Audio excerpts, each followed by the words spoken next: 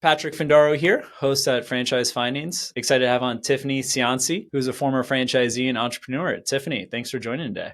I am super excited to be here. Thanks for having me, Patrick. So you do a lot of work, especially on the franchise advocacy side. Before we go into that, could you tell us a little bit how you got into franchising? Entirely accidentally. I had a regular career like everybody else. I worked for corporations and then I started working for myself. I was traveling a lot and missing out on my kids' childhoods. And so I started looking for a way to find a business that would allow me to raise my kids and keep them close to me. I was working back and forth to Japan and I was missing first steps and first words and first lost teeth. I was missing a lot. And my husband was finishing law school and he got a job and said, okay, it's your turn to do something you want to do because you've been doing what you have to do. Now you can do what you want to do. And I said, okay, great. I'd really like to buy a business in our new city we lived in. I wanted to try to find something that would be good for my family. That would be a good place to raise my kids in a business. Cause I grew up when I was very young, my grandparents owned a business and I went to work with them. And that was great. And there was a business for sale here in tiny little Frederick, Maryland called the Little Gym. And it was a location that was for sale. I contacted the corporate office. They gave me really great numbers, said it was already at just about break even, that the finances looked good. I did not have any experience in the world. And I bought this business that was supposed to be the business for families, by families that you could bring your kids to and raise them up and work while you had your kids with you at work. And it was just supposed to be this really family friendly opportunity. And so I bought in. And what year was this? When did you buy it? That was in 2017. Okay. Yeah, in 2017. And did you have a franchise attorney, accountant, anyone, or was it just love at first sight and you went all in on the business? So we did talk to a couple of attorneys. They were not franchise specific attorneys. We actually couldn't find a franchise attorney in my town, but we did have a couple of attorneys review the contracts. We did some negotiation based on the information we had at our disposal, but we were kind of rushed into the purchase. And that's putting it really lightly. Like the corporation came to us and said that there were a bunch of extenuating circumstances and that we weren't going to get the purchase unless we signed right away. They asked us to sign before the date that was listed on our FDD and said it was urgent. And we felt a lot of pressure and we did. We signed it, which I don't recommend anyone do ever. And then we got to the business and I owned a Little Gym the next day. And how were your first few years in the system? There was a really great culture at the Little Gym of owners, but my particular situation was really, really difficult. The rush had happened because it turned out the prior franchisee had done some inappropriate things that nobody told me about. Wow. And on the third day I was there, she didn't show up to train me, but the police did. And they put me in handcuffs because they thought I was her. Huh. Most people don't hear that story from me very often, but that's how it started. And we went back to the table and we're like, we're out. Bye. Have a nice day. And they made a bunch of concessions and we're like, please stay. We didn't know all this. We didn't know all this either. It's a surprise to both of us. Shocked. We're shocked. We are shocked. We had no idea. Was it an asset purchase or did you buy stock? Did you buy? We only bought the assets. Thank heavens. Okay. Yeah, we did not buy her LLC or anything like that, but we did spend the entire first year and a half just trying to make customers that she had wronged whole. Wow. We literally spent a year and a half finding fraudulent credit card charges and calling people about them. And it was just a really, really hard first couple of years. And this is your local community. These are parents that are entrusting their kids with you and your business. So yep. And so we spent literally 2 years just trying to claw back from a place that was so impossibly not what we thought we were buying into. And then and I did. I fought for every inch of it. I didn't pay myself anything. We reinvested every dollar. I worked for free. We actually had my phone call to tell me we were at break even and debt free on March 3rd, 2020. Wow. So we're talking pretty much 3 years after you acquired the business. That they told me as of June 5th of that year, I would be debt free in the black, able to pay myself a salary. We had done it. I want you to think about that date, March 3rd, 2020. And did they play games? Did they not make it easy to talk to existing franchisees, or was it just you were rushed so there was no time to pick up the phone and get people? We were rushed. They did recommend franchisees for me to talk to, but they were corporate insiders. I learned that later. They were people so they had us talking to people that owned franchises and were on the payroll of the corporate office, which is, I guess, a really common thing. So for instance, there was a franchisee that owned 7 franchises and she was a vice president at the corporate office and they presented her to me as a franchisee. franchisee. Yeah. Right? And sadly, Like, I've heard of also some franchise models where they'll compensate franchisees if they help contribute to the sale. They'll throw them $500,000 for that call if it contributed to I the am franchise. familiar with several people that are being offered things like that right now. And then it sounded like your perfect dream and into franchising took a turn for the worse when there was a new owner that acquired the parent company, the franchise brand. Yeah. So our break even call, like I said, was on March 3rd, 2020. We were shut down 8 days, 10 days later. My county had the misfortune of being one of the longest closures in the United States for children's recreation. So I was shut down for like 17 and a half months, Wow. which is And really did you have hard. concessions from your landlord or nothing? My landlord at the time was so decent and so good and such a decent man about it. Thank heavens. Like, he came to us, he was proactive. He's like, I don't expect you to pay. Like, we're going to work through this together. I'm going to make a long-term investment in you. You're going to make an investment in us. You're going to be a great tenant for us for decades. Like, I That's believe in big. this. Because a lot of times landlords had their own debt service and they had their Yeah. own bills to pay. I was lucky. My landlord's family had owned a bunch of properties for decades, and they were pretty Nice. much clear of that. I won't say I stayed lucky, because even though he was super, super good and super supportive and just, like I said, a really decent, good man, like all the way through, in 2021, when we reopened Unleash Brands, they took over at the same time that we were reopening. He set up a payment plan with me. We did all the right things. He was still supportive all the way up until the point where Unleash Brands took issue with us having a franchisee union, and then they ended up going and kind of, like, I don't want to say corrupting my landlord, but just putting him in a really not great place. And I wouldn't have chosen that. That was unfortunate. Did you work with like the association of franchisees and dealers? Did they help you like set up that initial association, or how did you guys go No, about creating we a did. union?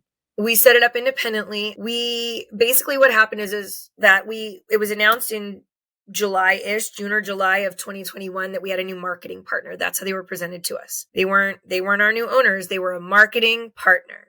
And we were Marketing very partner to help excited franchisees or to help get new franchisees?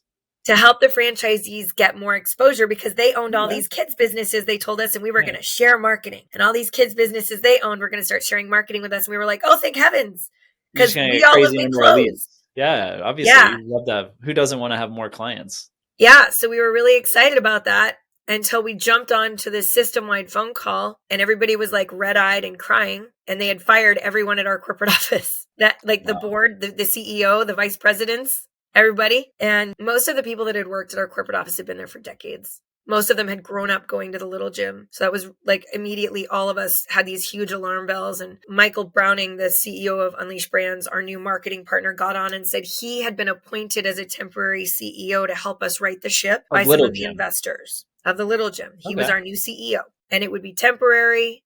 And that not to worry, that unfortunately, even though they knew the prior officers had loved the little gym, they just didn't have what it took to get us out of COVID. And so he'd been selected to help fix our marketing and get us back on track. But again, they did not tell us that they had bought us. They were just a marketing partner. Yeah, which is funny because like in the franchise agreement, if you sell like a 10% interest or 20% interest in your local brand, you have to alert them right away or you need to get authorization. But the Yep. other way, they can transfer contracts to a new entity. They can, and maybe they have to disclose it a year when they file a new FTD, but I don't know if they have to disclose anything to you. It's amazing how much of a franchise agreement and an FDD only favors the franchisor and only protects the franchisor. That's something that I've learned the very hard way throughout this whole process Well, of it's a everything. disclosure agreement. They're Yeah. disclosing all the risk, all the things that can go wrong, and kind of getting everything out there. So if there is a problem, it's, hey, I told you so. It was in that 200-page document. I told you that this is what it was going to be like. I told you this. And if it was simpler, like a 15-page agreement, or Starbucks has a licensing agreement, it's 15 pages, 20 pages. So Yeah. there's a lot less there, and there's a lot more for, left to be for interpretation, or less one-sided, I guess you could say, at the end of the day. My Kinder Music licensing agreement is like 3 or 4 pages. And it's great. And we all trust each other, and everybody's super supportive, and we understand where we stand, and it's easy to read through, So yeah, I agree. And a lot of countries, the franchise agreement is like that. It's like a 5 to 30-page document. It's just, I think in the US, for different reasons, it's become this Goliath document that was supposed to help the consumer, supposed to protect the consumer, but it's had the unintended consequence where the franchisors have all the money to spend on the agreement. They're providing the agreement where it's it's really to protect the franchisor at the end of the day. One There's of the limited problems. protection for the franchisee, but it's the franchisor's document. One of the things I've testified before the Arizona state legislature on, and I've been interviewed by the FTC on, is the fact that it's so easy to manipulate an FDD because they're only audited in a handful of states. And that when you look at a franchise disclosure document in big, huge, bold letters, it says this has not been audited by any state or federal agency and proceed at your own risk. One of the things that I testified about is that after the Little Gym was purchased, they got very creative with their FDD when the new ownership that we didn't know where owners took over. Very creative. Did they make you sign a new franchise agreement, or how did that go? So when they first came in, after they fired everybody, they immediately told us we needed to sign a bunch of new addendums or like adjustments, but they said it was all very uncumbersome. They said that it was just like regular course of business stuff. They're like, oh, we need to be able to collect your royalties. Here's your new ACH agreement. Oh, we need to be able to like see inside your computer systems. Here's your new tech agreement. But one of the things that happened right away is that we went and did some research. My husband's a federal attorney, and there were not a lot of attorneys in the Little Gym business. There was only one other attorney that was an owner, and one man was married to an attorney, his wife. And so there were no attorneys in the system, which is scary. Like just by like the numbers, we should have had more attorneys than we did. And we went and looked, and the exact same documents they were saying we shouldn't worry about signing, we should sign right away, they were being sued in a class action over by the Franchisee Association for Urban Air, one of the other businesses they own. And so that was a big red flag. Now with all the franchise brands? They've had lawsuits that I know of for certain with Urban Air, with Leap of Faith Adventures, with Premier Martial Arts. There's 2 class action lawsuits with Premier Martial Arts. We had a lot of franchisees from Premier Martial Arts reach out. It's just the stuff I heard was crazy. I work with so many of them on a daily basis, just trying to help them to navigate the really difficult waters post-fraud when you're trying to rebuild a life and your life was signed away. I'd love to chat about that more in depth, but the Little Gym owners, they've been sued by at least, I think at this point, 45 of them. 45 how many? Out of fewer than 200. Okay, wow. And then they've been, I believe there's a legal action taking place with Snapology right now. And then obviously me. My litigation is certainly the most notorious at this point. The thing that I think is most telling is that as far as I know, all of their franchise groups have formed franchisee associations to protect their interests. And that should be the biggest red flag we have. Yeah, franchise associations are always, although they are awesome, and I think probably most franchise systems should have an association, they're formed for a reason. There's a serious problem that happens, and the franchisees are going to get together and group together and have collective action, collective bargaining. But there's a reason. It's usually like a pretty bad reason, and that creates what can be a great thing on an ongoing basis, but there's a serious problem that creates that association. If not, franchisees are going along their life, and it's a lot of energy that you have to allocate to form the association, participate in it, run it. We formed an association that had the highest participation of any non-mandated franchisee association in U.S. history, to our knowledge. We, like I said, had a very strong corporate culture of people that cared about each other and had a shared mission to serve children. Nobody jumps into the Little Gym because you think it's going to make you rich. It doesn't do that. Okay. There might be 1 or 2 really select territories that they bought really early that do really well, right? Like there's a territory in Chicago where the owner is like in the $1 million club or whatever, but he owns his building, has the entire territory of Chicago, and no one else competes there, right? So they can hold that territory out. But the reality is most Little Gym use the median. I don't even like the average looking at franchise. I like to see the median, and not handpick like median of top 5, like 5% of performers or whatever, ridiculous tranche that you sometimes see in advertisements. Yeah. Well, most Little Gym owners don't make a lot of money. For instance, there's a Little Gym owner that owned 3 locations in one of the Midwest states, and she still had to do DoorDash to make money. And I imagine, the franchisee and whatever fees, they're probably making like what, 20 to 40K? So the franchisor, or the franchise brand, sorry. The franchisee is not making any money or minimal, but the franchisor is still collecting their share. Absolutely. Yeah. So one of the things that's really difficult about the Little Gym is that even though I think when Unleashed Brands bought it, they failed to do their due diligence on understanding what it fundamentally takes to do what the Little Gym does. Now, I don't want to allegedly, or maybe I'll say like at least that might be an excuse. It's very hard to understand that when you teach gymnastics, you are holding human lives in your hand. You can break someone's neck. You can break their arm. You can drop a baby on their head and they die, right? So it's a very skilled form of labor. It's why most little gym owners are former athletes, former gymnasts, former dancers, right? It's why you can't just, right after Unleashed took over, the very first piece of great advice they gave us was be like Urban Air, hire 14, 15-year-olds. That's how you'll save on labor. Oh my God. No. Yeah. I hold 4-month-old babies and flip them over a bar. Like there's no Like world. imagine there's an accident, like the 4-month and then also the 14-year-old scarred for life. For life. But like, it's just so irrational as far as advice goes. They had a big meeting for us and said, we have a big HR meeting to tell you how we have this new system you're going to sign up for and pay for, of course. And they give us rebate revenues, of course. But like, this is our big advice. And the pitch was hire 14 and 15-year-olds. Well, if that's what Urban Air does, then explain to me why, if you search how many kids have fallen off of zip lines at Urban Airs all over the United States, children are falling 30 feet and breaking 40 bones in their body. Yeah, thanks. No thanks. That wasn't a solution that we were. Seems like okay the with. ownership structure for like a little gym, given like the type of franchisees, like maybe a co-op would have been more appropriate. Like Ace Hardware, I believe, has a co-op model. There's some other franchise and licensed businesses that are co-op, and I think it can work for the right type of system. Right away, we tried to see if there was a possibility to buy back the company, for all of the owners to buy in and buy back the company, but there was no interest, not among the owners. On the other side, there was no way. When they presented us with new contracts to sign, they were raising our costs substantially, right? And we were in a business that was service oriented, which means we are already a very labor heavy model. Like everything we expend on is either very expensive equipment, very expensive insurance, because I hate to say, post USA Gymnastics debacle, the insurance on anything to do with gymnastics skyrocketed because we were all paying out those settlements, right? And then very heavy labor. It's all people. That's what you're spending your money on. We aren't buying hamburger buns, right? We're paying skilled labor for a skilled job that is not for everybody, that takes a specific skill set. I wish they had understood that when they came in with new contracts to try to get us to sign away our ability to collect our own money, or our ability to, one of my favorite things they did is in their new operations manual, they made it so you weren't an owner anymore. They rolled out an operations manual you didn't have to sign for, you weren't presented an FDD for, that said, we've added in all these new terms. And one of them is you're not an owner anymore. You're a partner, but you're not an owner.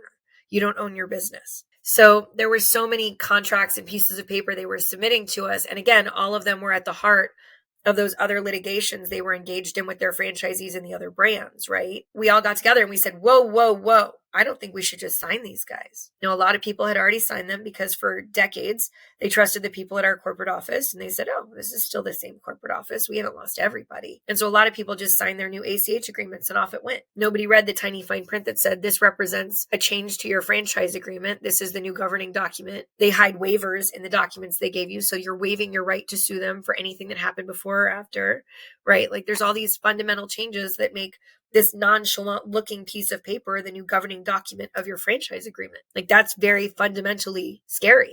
And in the state of California, when you make a fundamental change, you have to present a new mini FDD. They didn't do that, right? The second piece of paper that came was so much more nefarious. After the ACH agreement, which grossly expanded the language of our cost, all of the disclosures they had made. Like, I don't know the right way to explain it, but in the very first franchise agreement we had, it said they could collect royalties, tech fees, and marketing electronically. This new ACH agreement said they could collect money for vendors, partners, the corporate office, subsidiaries, affiliates, customers. Their strategy, like you want to push, ideally you negotiate with your vendors and you can push out the account payables 14 days, 21 days to give some breathing room if you're running a small business. So if they're able to basically run a float on your business, that puts you in a really tough position. But for them, they could maybe have a collective float where they're pushing then payments to the vendors and there's a nice 30-day period or whatever. Well, the second contract that came over, there was about a 14-day period in the second one, but it was in the reverse. The second contract they sent over was far more nefarious. It said we were being pushed to a new system called Command Center,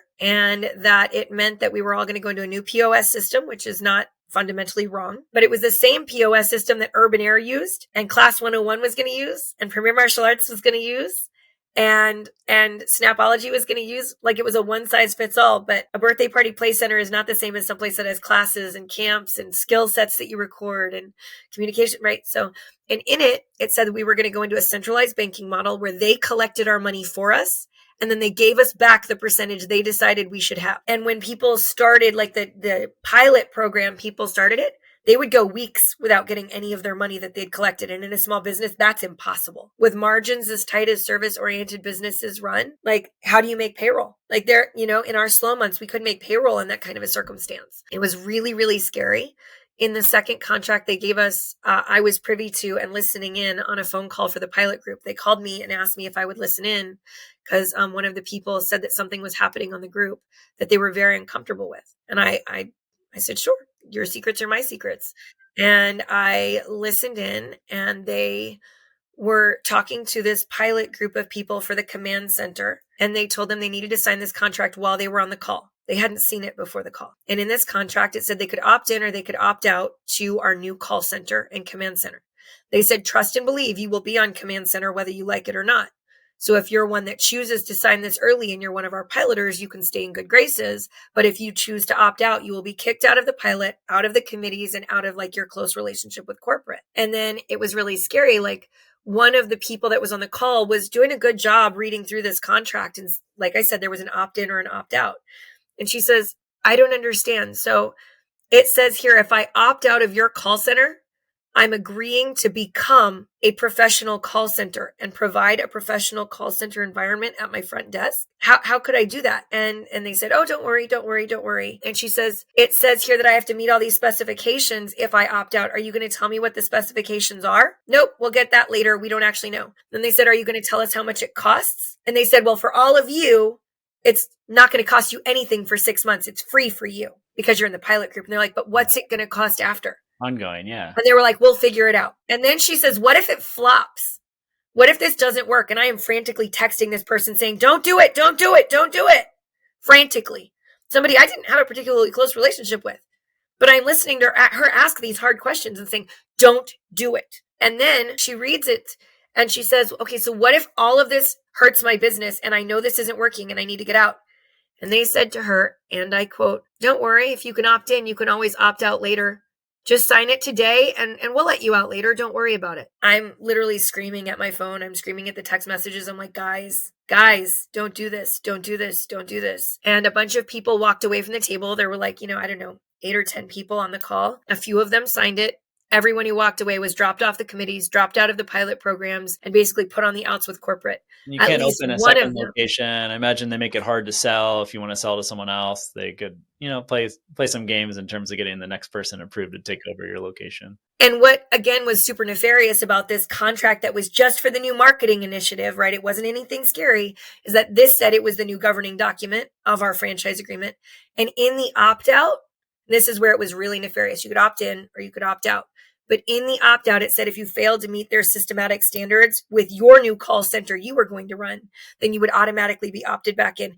And regardless of what you chose, and they brought it down 2 paragraphs, but regardless of whether you opted in or opted out, you had to sign it. And by signing it, whether you chose either way, you agreed this was the new governing document of your franchise agreement. Jeez. Well, so even if you were opting out, you were giving up your contract and your protections. You've clearly had a negative experience with a new owner, private equity fund backed company coming in, but there have been some positive examples of private equity and franchising, like Domino's. Yes. Domino's is my favorite. Capital.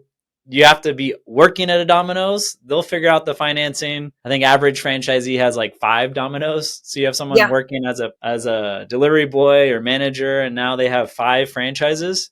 Yeah. And they're making, I don't know, $1 million in EBITDA. And so that was example of private equity. And then you have Tropical Smoothie Cafe, where they've opened up hundreds of locations. It's now on to, I think, the 2nd or 3rd private equity fund. And all the franchisees I've spoken to and heard from are happy and generally open up more locations. So what's the difference here? Because what's the difference, I guess, between when private equity goes well with the franchise brand and kind of takes people to the next level and gives them, more fulfillment and professional growth compared to stifling them? So Domino's is a really great example of private equity and one of my favorites. I always tell everybody, I know I sound doom and gloom on franchising. I don't mean to do that because for generations, franchising has been quite literally the most efficient on-ramp to ownership and the middle class in capitalism history, right? It had this amazing ability to like put you on the expressway to independent ownership of something in a way that you knew you could rely, was proven and successful, and it was supposed to be less risk than going it on your own because they gave you all the things, and that was the trade-off for the money. That's why we pay royalties and marketing fees and all the things, right? Domino's came in at a time when Domino's was really on the brink of absolute disaster. But when Domino's came in, you have to understand that the laws were different and the world was a little different, okay? Domino's came in with the clear goal, unlike current modern private equity funds, of long-term returns. Now, all private equity funds are usually looking at a 10-year return shelf life if you get in with the fund and they buy it the moment they start the fund. So like, I don't know if everybody knows that, but generally when private equity creates a fund, like we could say BlackRock is a private equity firm, and we can say Seidler is a private equity firm, and we can say Roark is a private equity firm, but they create sub funds within those firms, and each fund has a shelf life. The average shelf life is about 10 years, which means that if you put your money into that fund, say you donate $50 million, which is a lot of the buy-in minimum for a lot of them. Some of them are 100 million or 500 million. If you put in your $50 million as an investor in that fund, let's say Roark creates not the Focus Fund and not the Inspire Fund, but they do the Aspire Fund, okay? Then people would put their money in there and they would assume that that fund would close out in 10 years. All right. And during that time frame, if you're buying in at the beginning of the fund, you expect it's going to take 10 years for your money to do something well and do it right. And the funds rely on that because they want to get the lower capital gains taxes by having the carried interest loophole be shortened. And they want to be able to realize that money over time. When Domino's got bought by Bain Capital, they came in with the intent and purpose at the beginning of a fund of not seeing their returns realized for a long period of time. And in that circumstance, that meant, because it is franchising, that they had to fully believe that the franchisees had to succeed if they wanted to get their money back, because franchisees were there for that decade. All right. Now, back then, to get the benefit of the carried interest loophole, you had to hold your investments longer. Over the last 2 decades, that window has been shortening and shortening and shortening. And at this point, it is now 12 months. So whereas back then, to get the benefit of paying half the taxes of everyone else in the United States, you had to believe in what you were investing in and care about its long-term success. Over these last couple decades, president after president on both sides have shortened that window. Nobody likes me when I say this, but actually the only person that's actually extended it by even a month is Trump, which is, I'm not a Trump fan, but he didn't do much, but that did change it. You know what I mean? Every other president has shortened that window. Every single one. Long-term interests, having at the end of the day, having interests aligned with the franchisees, because they're signing you're signing a 10-year agreement. This new owner should be in for 10 years, and you go together. And that was what was different about Bain and in Tropical Smoothie. They both came in with a long-term perspective saying, we're not going to get our money out for a long period of time. That's a lot of the management team. There wasn't like letting everyone go. Correct. And they also came in with a really strong marketing strategy that was franchisee focused. It was brand focused, but it was franchisee focused, right? The things that have fundamentally changed still don't make private equity inherently bad. It doesn't do that. But it creates more openings for private equity to behave badly and to negatively impact the franchisees. So at this point, right now, the standard private equity buy-in is that they'll come in maybe in the middle of a fund's life. And because they only have to hold an investment for 12 months now to get their money, let's say they came in and they wanted to buy, we'll just make up a brand. We'll say Sarah's Widgets, right? They want to buy Sarah's Widgets. And Sarah's Widgets is doing okay. It's making a little money. It's got its own real estate and it's got its own inventory, and having all of that, they see potential. They're going to buy Sarah's Widgets. We're going to keep numbers round for $100 million. Okay. Only $3 million of that $100 million actually comes from the private equity fund. They're only putting in $3 million of their own money. $97 million is going to come from investments they are managing, from pensions or grandma or whatever. That might be $47 million, and the other $50 million of it capped in there is going to be borrowed, maybe. Or they could use all pension funds, but only $3 million is their own risk. The general partner's capital. Yeah. Yeah. They are leveraging the investments they manage with the rest of it. Okay. And if you'd had to hold it for 10 years, you would be working very hard to make sure Sarah's Widgets franchises were all doing a really good job. But there's lots of ways Sarah's Widgets franchises can make money. One of the quickest ways to make money is franchise fees, because there's a big buy-in that first year, right? Big buy-in. So let's say you're paying $50,000 as a franchise fee. Well, that's a big chunk of money. So we love franchise fees because it comes in all at once instead of these little tiny payments and royalties, right? Another way you can make a lot of money is if you suddenly get large monthly checks in rebate revenue. So maybe we roll out all kinds of new initiatives that make Sarah buy all their widget production materials from companies we like. And instead of maximizing our buying power, we're going to maximize the buying power. We're going to reduce the cost of all of the supplies we're making them buy, but we're not going to pass it along to Sarah's franchisees. Instead, we're going to keep them paying the same amount, but we will have negotiated it way lower. And we're going to get that as a check back to the corporate office now because that's big money. We love that. Things like it's hard making money through increasing profits and increasing revenue for the franchisees. That's hard work. Really hard, really hard. And this stuff is easy, right? Another way is to quickly break up large territories and sell them off in threes, right? To find those franchisees that maybe have a territory that clearly is succeeding very well and taking the Quiznos approach that destroyed their model and saying, well, if she's making money, clearly there's room for other people to make money. Let's break up those territories. And the territories and the supply chain they started eating into, and it went from 4,000 to like 250 locations, more or less. Quiznos? Quiznos, yeah. 3,900. Okay, yeah. 3,900 locations. Some of them on the same corner across the street from each other. So at the heart of private equity now, the problem we have is that they bought in with $3 million of their own money and they want to realize their money quickly. Because if they can make a ton of money in 12 months with you and they can repeat that 10 times over that entire 10-year fund, that's great for them. So what they're doing now more and more is that they're buying in quickly. They're selling off all the real estate and forcing leasebacks onto corporate holdings, right? So they don't pay off the debt with that. They pay that to themselves. And then they might sell off excess inventory and they funnel that back to the investors. And then they might find new ways to get money out of the franchisees and they send that back to investors. And then in 14 to 24 months, they're going to flip it to the next private equity firm and it's going to start all over again. So if you're looking at trying to realize your investments in a year to 2 years now, which is what the carried interest loophole now allows, you have no vested interest in the long-term success. And that is why fundamentally, I believe private equity cannot have their values align when those are their goals with franchising. Franchising needs long-term continuity of success. It's the same reason for decades, sports leagues didn't let private equity in to invest with them. It's because sports leagues are looking for brands that last 100 years, right? Now, after COVID, most of them capitulated and let private equity start investing. The NFL is the last holdout.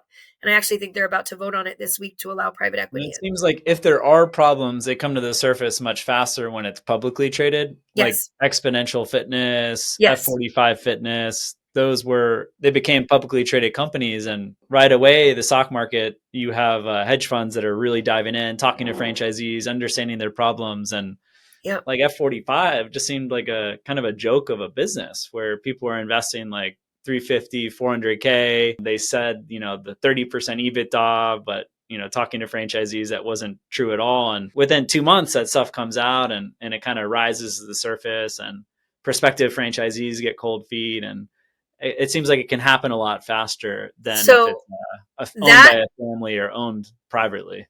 So that example is a really good example of what happened with Premier Martial Arts, which is also an Unleashed Brands brand, right? They promised 42% returns in 1 to 2 years. 42%. There's like a bunch of like lawyers and doctor, like there were a bunch of people that couldn't like work in the business because they're a lawyer, or doctor, or it was presented work in the business. It was presented to all of them as an absentee business model. And like as the best example, which nobody I think has ever even actually heard this story. One woman was a former athlete that had been horribly injured and was in a wheelchair. And they sold her like 8 territories and said she wouldn't have to teach any classes and she would get a 42% return. They sold a woman in a wheelchair, a martial arts business they said was fully self-sustaining and she was going to be able to take care of her health needs for the rest of her life. And they gave her finances that were completely, none of them were true. None of them had ever actually been realized by any franchisee that was a franchisee in the typical sense ever. And it seemed like there was so much removal from the ultimate owner because you had a franchise broker, franchise sales organization, franchise brand, private equity fund, where I know a lot of franchise brands that it's like the owner is selling new franchisees and it's like he's putting his ass on the line if something goes wrong. He's the one making the sale and the buck stops with him. and it's his problem, where it's just gotten where there's so many intermediaries where, by the end of the day, it's like it's like telephone, like with kids, like the 42% it makes it easier to sell, and there's maybe not security checks of what people are telling prospective Yeah. franchisees, and it shouldn't be a surprise that that's the result. Yeah, I agree. There's actually a recording floating around I have of somebody at the corporate office at Unleashed basically just saying, yeah, they lied to all the owners and told them it was absentee and they knew it wasn't. And, I wouldn't buy with us. If I were buying, I wouldn't buy this. And he's like the lead salesperson at Unleashed Brands. And I mean, like, I have that recording. I'll send it to you.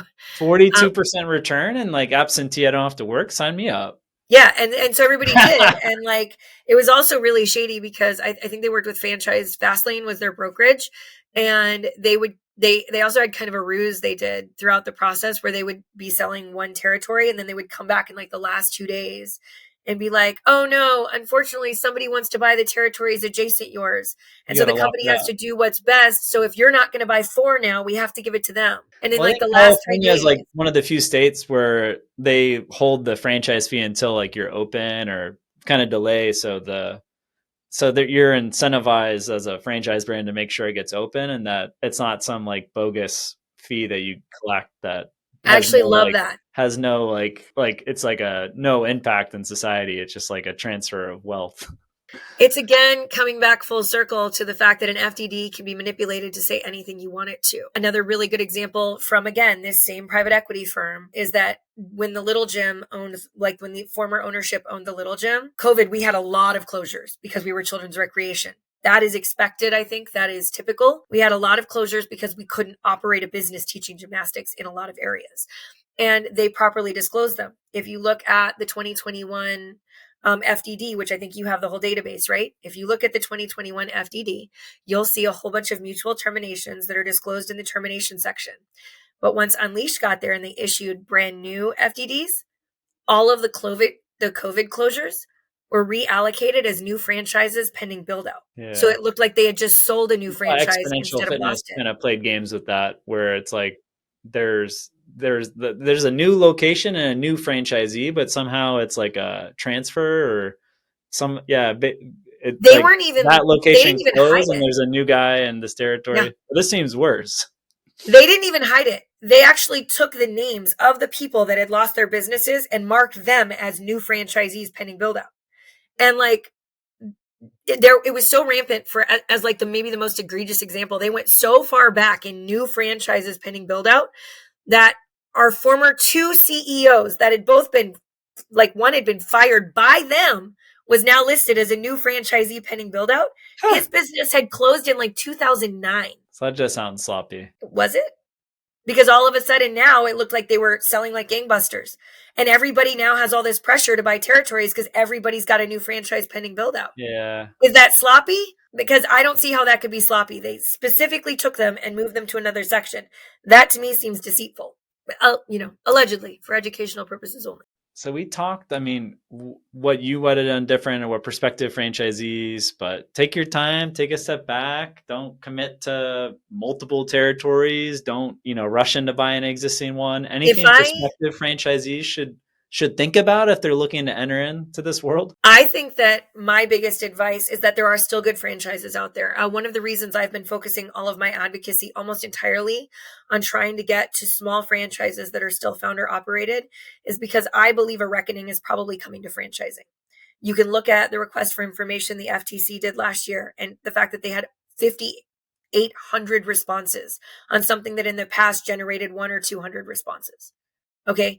But 2, I believe that a reckoning is coming because last year was the first year in recorded history that a franchise was more likely to have you default on your SBA loan than doing a business on your own. The only thing that franchising has ever had going for it was that it was set up and supposed to be guaranteed to be successful because they knew what they were doing. They were like the better bet than trying to do it on your own. The 3-year default rate's gone way up for new franchise locations. I think acquiring an existing franchise is still safer than acquiring an existing business, but opening a new franchise compared to opening like a new random business, it's just become safer, which is ridiculous because that's the whole that's the whole sales pitch that everyone uses.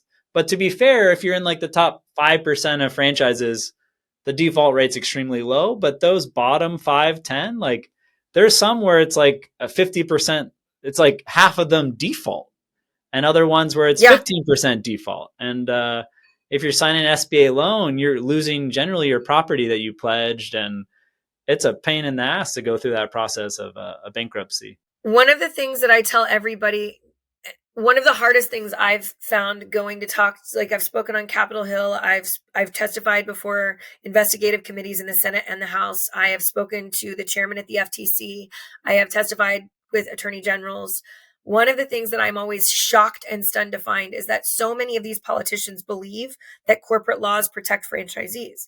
And when I went and met with one of the chairmen at the FTC and I said, I'm going to lose everything because this company has targeted me for being the president of our franchisee association. I'm going to lose everything.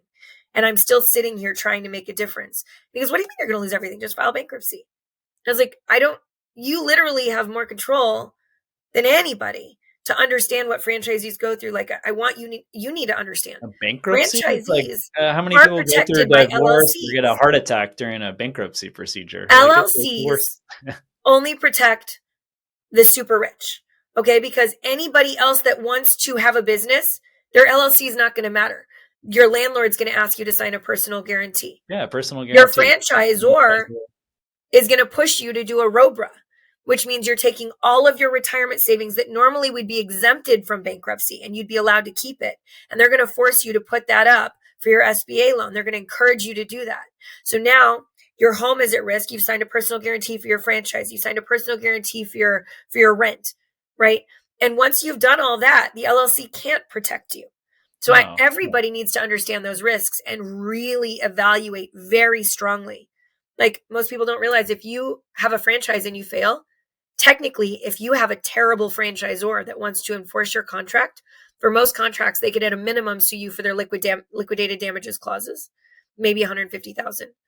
But in a terrible example, could sue you for the 9 years of royalties you're not going to pay. Yeah, it seems like, I don't know, maybe 10% of franchise brands or less than that will go after you for everything. And then most just say what I've talking to CEOs of brands. It's like, it didn't work out. The franchisee tried their best for 2 years. We supported them. As long as it was like they tried, then they go their separate ways. And I agree with you. I think that's how it should be. It's crazy chasing someone down into bankruptcy, some middle class American. So that right there, what you just said, is maybe the most important lesson any franchisee or potential franchisee can really. 90% of them won't do it. But it doesn't matter if the contract says they can, because while the people you originally negotiate with might be the most amazing people, they might be this amazing dynamic of leadership. You might feel like brothers from another mother. You might feel like you're kindred spirits, and you could have every faith and belief that they would never, ever, ever use that contract to harm you. But that's not who you need to think about right now. Everyone needs to know that you're not negotiating about what they're going to do to you. You've got to think about who buys them out, who's the next private equity firm, and the one after that. And that's why I tell people that I believe, like I said, a reckoning is coming to franchising. And I believe the best way forward to not have it come from outside influences is for small founder-operated franchises to do better and to make better contracts to better protect the franchisees and the franchisors. And I believe that's possible. But right now, if you're thinking about buying a franchise, you need to think about the 10%. And you need to believe with your whole heart that there's a chance they could acquire your brand, even if they tell you that's not going to happen. And you can negotiate clauses in your contract that can protect you better. And I believe that that's really the best path forward to reinvent franchising in a franchisee-friendly model. And if you're not comfortable, step back. There's a lot of business opportunities. There's a thriving job market. Take a step back, a breather. But yeah, I think more people need to be intentional and kind of take months to evaluate the options, talk to existing franchisees. Yes. Well, Tiffany, we've gone through a ton today. Current franchisees, is there a way that they can reach out to you for different franchise advocacy or talking about different association work or the type of work that you might be able to support with? Absolutely. So one of the things that I try to work really hard on is helping people that are trying to pass legislation in their states to protect franchisees. It's a very corrupted process, and so it requires a lot of help. I've been working with several franchise brokerages and helping them to come and serve as an advocate at their franchisee focused events. So for instance, I was at We Franchise event in Las Vegas right before the Super Bowl, where Nice. they had me come to advocate for the potential franchisees as they were negotiating with possible franchisors. I believe that it's truly possible to change franchising in a way that brings it back to the franchisees, because unfortunately, right now we're going through a really difficult time in franchising, and there are bad players, there are bad actors. They're not all of them, none, Oh, but yeah. those bad actors are creating a circumstance where, and I think everyone needs to know, when one company starts making a lot of money because they're doing all the bad things, other private equity funds will follow unless there's enough pushback to right the ship. I believe the ship can be righted, and I believe that franchising still poses enormous potential. But they can contact me. I'm Tiffany at tiffanycianci.com. It's Tiffany, very, thanks very so much for joining, and really appreciate you taking the time to share your experience. And I'm sure hundreds, if not thousands, of prospective franchisees and franchisees can learn from your experience. So thanks so much for sharing it. sure. Appreciate it. Thanks, Patrick.